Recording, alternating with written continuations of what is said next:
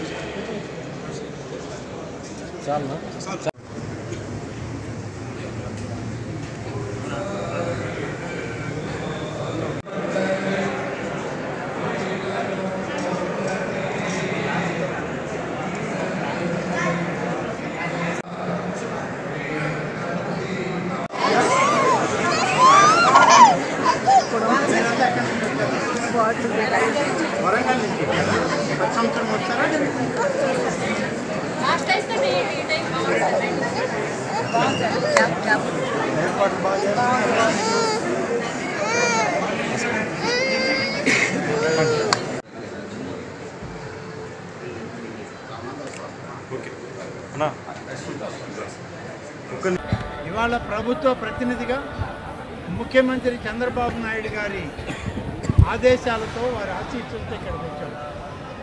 ఈనాడు ఇక్కడ జరిగేటువంటి ఈ యొక్క శివరాత్రి ఉత్సవాలను చూస్తే ఎంతో శోభాయమానంగా ఉన్నాయి.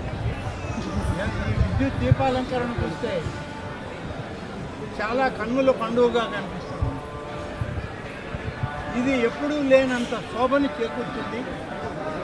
ఎమ్మెల్యే గారు, ఈఓ గారు, కలెక్టర్ గారు వీరందరూ చేసిన కృషి ఈరోజు ఆర్డీఓ, ముఖ్యంగా ఆర్డీఓ ఎంతో శ్రమపడ్డారు. ఇక్కడ వారితో ఇతర అధికారులందరూ కూడా చేసిన కృషి ఇంత అందంగా ఈ దేవాలయ ప్రాంగణాన్ని తీర్చిదిద్దడం అనేటువంటిది గతంలో ఎప్పుడూ లేదు.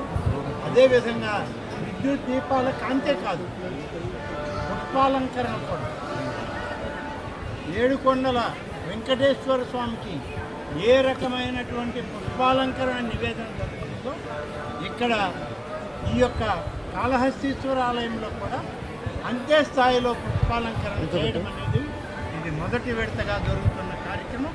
ఇంత పెద్ద ఎత్తున మహాశివరాత్రి ఉత్సవాలని జరుపుతున్న ఈ తరుణంలో ఇంకా జాగ్రత్తలు తీసుకోవాలని మా వాళ్ళందరికీ కూడా